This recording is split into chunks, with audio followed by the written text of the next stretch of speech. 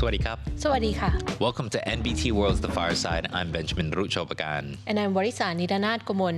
Every week we have a fireside chat exploring what's going on in Thailand, diving deep into our latest obsessions. Now, Thailand's relationship with drones has really changed over the last few years. I feel like it was a very niche technology before, but now it's had a lot more widespread adoption, and drone technology is nothing new to the Thai people, I think. It began as a niche hobby for enthusiasts, but it's developed into an industry that now spans agriculture, logistics, research, emergency response even, and of course, national security. So government agencies are investing in training programs, universities are developing new crafts, and businesses are looking for new commercial applications. So market analysts expect the sector to continue growing steadily over the next decade, but as drones become more capable and more common, they are also becoming more difficult to regulate. Right. And the same aircraft that can spray fertilizer over a rice field can also inspect infrastructure, transport small packages, monitor a disaster zone, or with the right modification, carry out military reconnaissance. As those uses expand, aviation authorities, security agencies, and industry groups are all trying to figure out who can fly, where they can fly, and for what purpose. And that raises a broader question. What does it actually take to build a drone industry? The answer goes way beyond manufacturing and R&D, actually. So in this episode, we're going to look at the different groups that have shaped Thailand's drone ecosystem. We'll begin with those enthusiasts who helped build one of the country's first organized drone communities. Then we're going to examine a couple of sectors that are ripe for drone technology, like agriculture and last mile logistics. And finally, we're going to look at the push and pull with Thailand's national security concerns. Right. And a little fun fact, Thailand's drone industry did not begin with large manufacturers or government agencies, but actually much of its early momentum came from a small community of enthusiasts experimenting with drone sports. And one of the organizations at the center of that story is the Drone Association of Thailand, or DAT. And its roots go back to 2019 when a group of drone enthusiasts become involved in drone soccer. Now that sport originated in South Korea and combines flying skills with team competition. So what began as organized competitions, including Thailand's first national drone soccer tournament in 2022, quickly grew into something bigger. Now, at first, that history might sound like the rise of a new e-sport, like drone sports, but the competitions also had this secondary effect where it brought together pilots, engineers, instructors, and developers who are learning how to build, repair, and operate increasingly sophisticated unmanned aircraft. So as interest in drones expanded beyond recreation, beyond sports, that network expanded with it. Right. And after formally registering as the Drone Association of Thailand, or DAT, in the late 2022s, the organization broadened its focus from sporting events to commercial and industrial applications. And today, it describes itself as an ecosystem connecting manufacturers, government agencies, universities, businesses, and end users. Yeah, it's not just focusing on flying drones anymore. The conversation has increasingly centered on how do we train pilots, how do we certify the equipment, how do we maintain the equipment, and helping companies navigating aviation regulations, because this is now a new dimension, a new space that they're occupying. The association says that its Drone Academy, for example, has provided training for more than 100 private companies and 26 government agencies, covering everyone from beginners to professional operators. It also works with the Civil Aviation Authority of Thailand, that's the CAAT, to help members comply with the changing regulations while maintaining partnerships with organizations in China, Japan, Singapore, and Hong Kong. And more recently, the DAT has also become an active participant in policymaking. In July, it took part in a parliamentary public hearing on Thailand's proposed Unmanned Aircraft Control and Industrial Development Act. The association argued that while stronger security measures are necessary, blanket restrictions could unintentionally affect legitimate industries such as agriculture, surveying, photography, and engineering services. The DIT also submitted recommendations to the National Broadcasting and Telecommunications Commissions, or NBTC. These include proposed rules covering drone frequencies, remote ID systems, and operations that extend beyond the visual line of sight. It also gave feedback on practical registration timelines, internationally compatible technical standards, and expanded spectrum access to support long-range commercial applications. So these developments really show how the organization's role has evolved. It's not just organizing competitions or training pilots, it's speaking on behalf of the drone operators in the country in discussions with lawmakers about how Thailand should regulate an industry that has grown rapidly while facing an increasingly complex security requirements. Now, this started as a tech enthusiast community, that's for sure. But over time, the DAT has become one of the country's key industrial players. As drones become more important to the economy, these organizations are increasingly helped to shape not just who can fly drones, but how the entire sector develops. And one of the key commercial applications of drone technology has been agriculture. And as part of the global food basket, Thailand is a major agricultural producer. However, the farming sector is facing several challenges. We have an aging workforce, rising labor costs, and increasing demands on productivity. Drones are being promoted as one way to address those problems. Yes. Instead of just treating the drones as just flying sprayers, farmers are also using them as precision tools. So you may have heard the term precision agriculture. Well, it's the allocation of different resources using smarter technologies. In this case, drones. Drones can survey fields, they can analyze the crop conditions, they can map farmland, they can calculate application rates, and they can apply fertilizers. A lot of this was restricted previously to satellite imagery, but now drones can fill the gap and they can more frequently update this information, the spatial data. So they accomplish all of these tasks with a lot more accuracy than maybe conventional methods, conventional sampling methods. Right, and one of the clearest demonstrations comes from Aero Thai's Safe Agricultural Drones Nakhon Pathom model. In a 22 rai demonstration plot growing RD22 or Gakha 22 glutinous rice, drone-assisted farming allowed farmers to reduce rice seed use by 52%, fertilizer use by 25%, and manual labor costs by 41%. The project also increased yields to around 1,100 kilograms per rai, or 250 kilograms more than conventional farming. After deducting costs, farmers earned an average income of 5,254 baht per rai, or roughly 2,500 baht more than traditional cultivation methods. So those figures, I mean, that's really impressive. So they're basically doubling their income and they're, increasing their yields by like 25%. I mean, these are stunning improvements over conventional, agriculture. So they also help to explain why agricultural drones are no longer viewed as just specialist equipment. This is equipment that should go, to every farmer, So for many farms, they are practical business tools that improve both productivity and profitability. That adoption is happening at scale already because according to Aero Thai, Thailand now has more than 200,000 agricultural drones operating across their rice fields, their orchards, and other kinds of farmland. So that number continues to grow actually too. It's not staying where it is. It's growing at 20% a year. And as drone usage expands, the challenge has gone from making drones available to training enough pilots to operate them. The National Research Council of Thailand has partnered with the Radio Control Airplane Modular Sport Association to establish drone learning centers at vocational institutions across Thailand.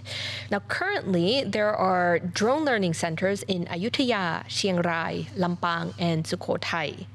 And these centers provide training ranging from basic drone operation to more advanced agricultural applications. The goal is to create local expertise rather than relying on operators from major cities.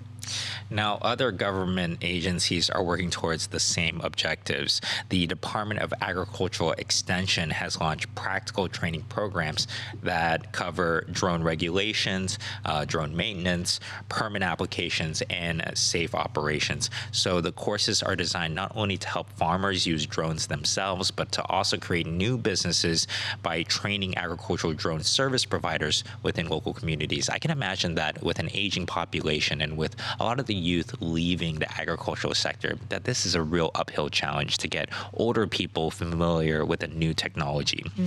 So the Department of Agriculture has also announced plans to train 5,000 agricultural drone spraying operators nationwide by 2027. I gotta say, that might be something that, the youth might be a lot more interested in picking up, to make agriculture a lot more, dynamic. Yeah, make it cool again, right? Yeah. Well, meanwhile, the Digital Economy Promotion Agency, or DEPA, is subsidizing Thai-made agricultural drones, supporting community drone pilots and maintenance technicians, and also expanding repair centers throughout the country. So, it's obvious that the agricultural sector is the clearest, most obvious use of drones. But the benefits are already being reflected in lower production costs, higher yields, and new employment opportunities. The question is, are there any other sectors that can demonstrate the same level of practical impact on profitability and productivity? That's a good question. Now, urban or last mile logistics currently represents the industry's biggest ambition. Instead of relying entirely on roads, drones could carry parcels, medical supplies, and other small cargo directly to their destinations, reducing delivery times while avoiding traffic congestions in major cities. Market researchers estimate Thailand's drone delivery and UAV logistics sector is already worth around $280 million US. Bangkok, Chiang Mai, and Phuket are emerging as the major hubs for development as well.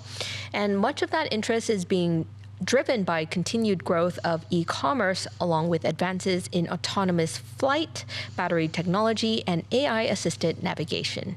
So as the technology matures, it's unlocking all these other opportunities in other sectors. And I can see why drones, it might be a real high impact area for e-commerce.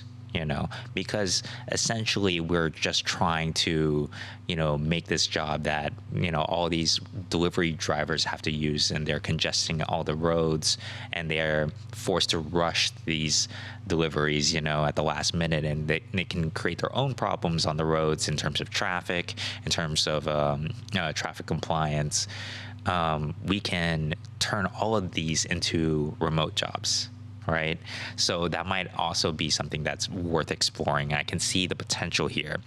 And companies definitely see that potential because last mile delivery is often considered the most time consuming and expensive part of the logistics chain. But moving from pilot projects to a commercially viable delivery network is a lot more difficult. The first challenge, of course, is the cost itself. Building a delivery service requires much more than just the purchasing drones. They need whole fleets of drones, by the way. They need maintenance facilities for those drones. They need to charge them, so they need charging infrastructure.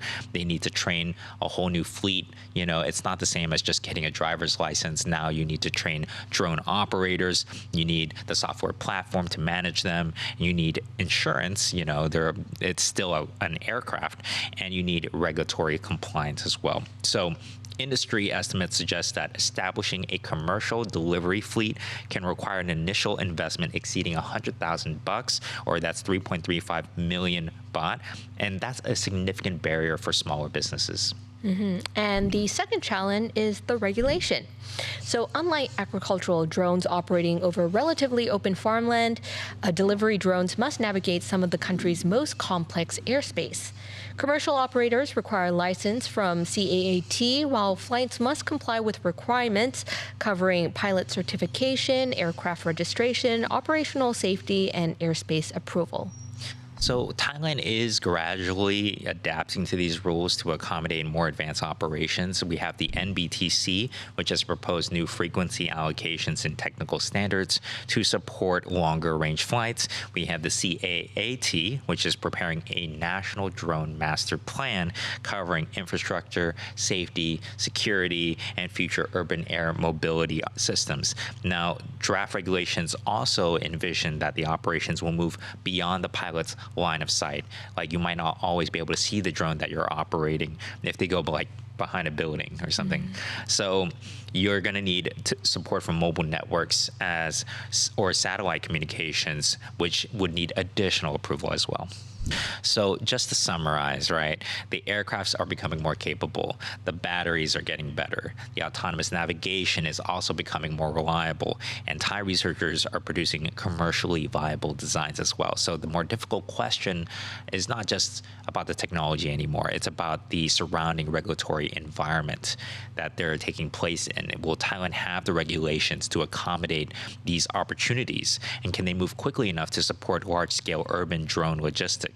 So at this stage, the hardware seems to be progressing faster than the commercial operating environment.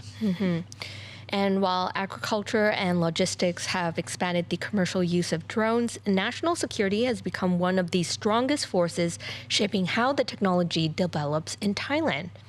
The changing nature of modern warfare has accelerated that shift, and recent conflicts around the world have demonstrated that relatively inexpensive unmanned aircraft are very versatile.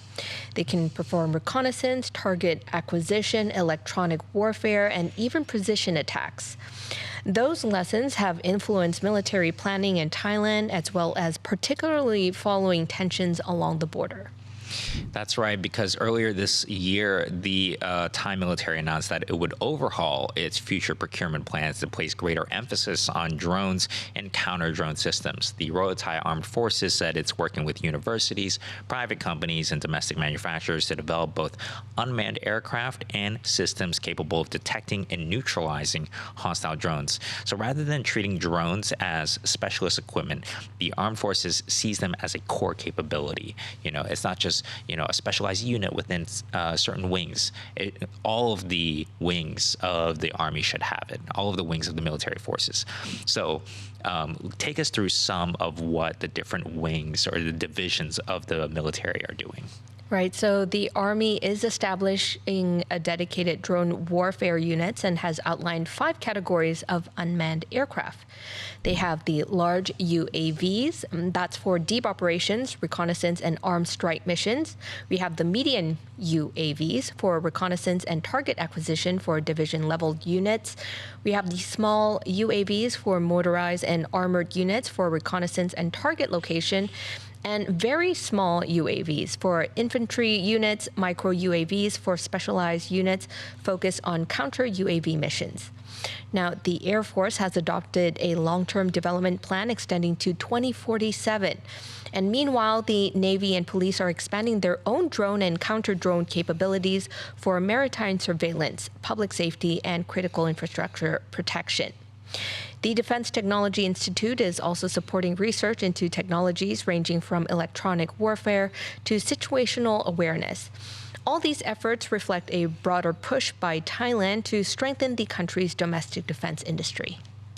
But the same security concerns that are driving investment also are leading to tighter restrictions on civilian drone operations, because during periods of heightened border tensions, the CAAT introduced temporary flight restrictions covering sensitive border districts. And I think you can imagine why. Although many of the restrictions were later relaxed and reversed after security assessments improved, the operators in these designated areas must still meet strict conditions. Only a limited number of activities now, like agriculture, disaster response, and authorized government operations can receive permission inside of these restricted zones.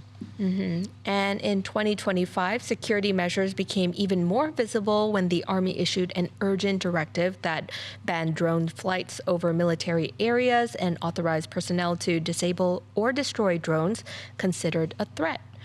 The Thai military believes that drones operating over military installations, border areas, or government facilities could be attempts at foreign espionage. And as a result, the Army launched a nationwide awareness campaign warning that national security is not a game. Yes, that's right. And part of the challenge is that identifying a drone's purpose is becoming increasingly difficult. DAT President Janyawat Chad Anulak explained that in the past, military drones may have had very large wings, clearly visible bodies, but now even small drones can be used for military missions.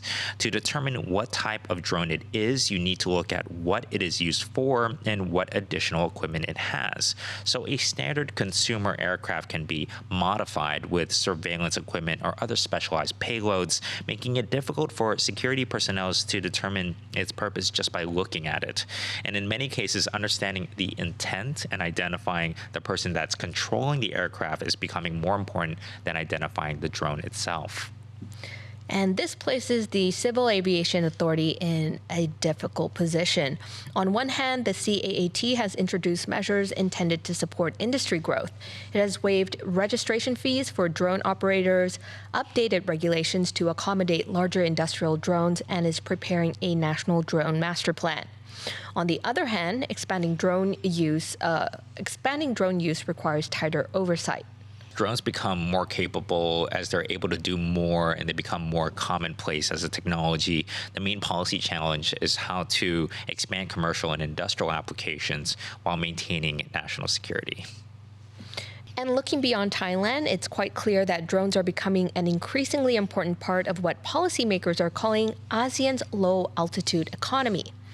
While technologies such as urban air mobility and autonomous passenger aircraft are still largely experimental, drones are already being deployed across agriculture, construction, mining, energy, logistics, public safety, and defense.